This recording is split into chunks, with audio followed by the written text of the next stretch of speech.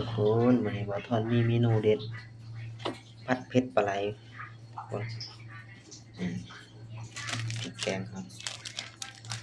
ผัดเผ็ดปลาไหลแซ่บๆพี่น้องแกงลงไป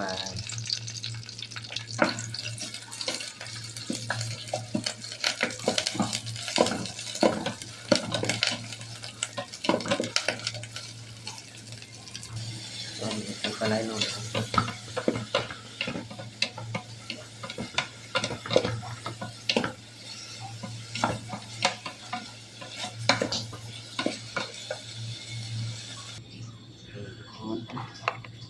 เคี่ยวเนาะก็มีพริก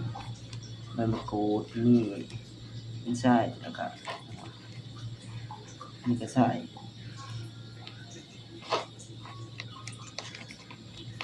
บ่ถือบ่ผิดบ่ถือเด้อ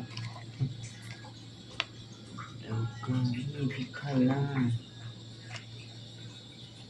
จะหน่อยจะใส่เนาะตอนเฮ็ดก็ใส่น้ำได้นิดนึงบ่อยากให้มันแห้งนะทุกคนมันสูตรบ่ตายตัวเนาะผัดได้นี่ตักใส่ลงไปเลย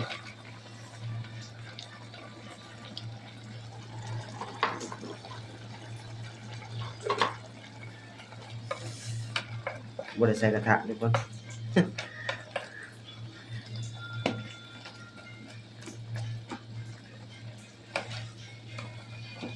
ปรุงมาเรียบร้อยแล้วใส่กระทะหากินกว่านี้เนาะขาดบ่ได้เลยก็คือไว้เข้าใส่ไปเลยครับ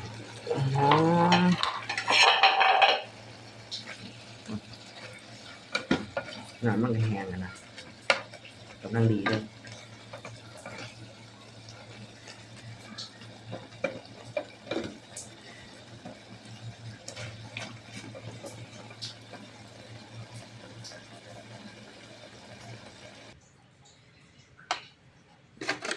นี่ทุกคนผัดปลาไหลก็สิหน้าตาประมาณนี้นะทุกคน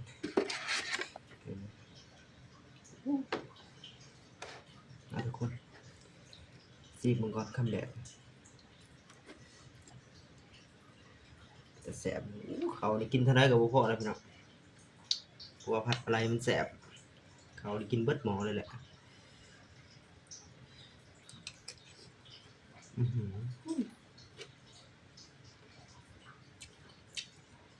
ผัดปลาไหลเนี่ยแซ่บไม่พริกเนาะ